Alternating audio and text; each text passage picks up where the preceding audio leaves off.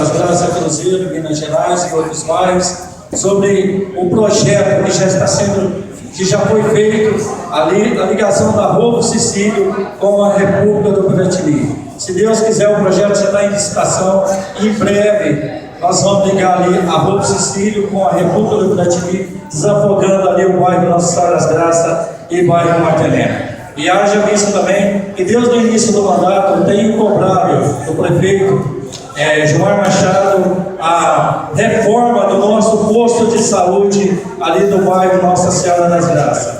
Haja visto que esse posto de saúde não tem uma sala adequada dos médicos, uma sala para aguardar os medicamentos ali. Então a gente tem esse pedido. Em breve, se Deus quiser, vamos fazer a reforma da UBS ali do bairro Nossa Senhora das Graças. E também temos cobrado também ali sobre o serviço de tapa-buraco ali na região do bairro Minas Gerais, Nossa Senhora das Graças, Martelena, Cruzeiro, em toda a cidade de Uberlândia. Já visto, tem muitos buracos, tem buracos aí que se cair, o carro acaba quebrando. E também estou pedindo também, ali através de requerimento, as placas ali na Monsenhor Eduardo. Já visto, tem comércio ali, e o pessoal não deles que acha que a Monsenhor Eduardo não dá seguimento ali. Então a gente pede à Secretaria de Trânsito que vá lá, coloque as placas ali na Monsenhor Eduardo.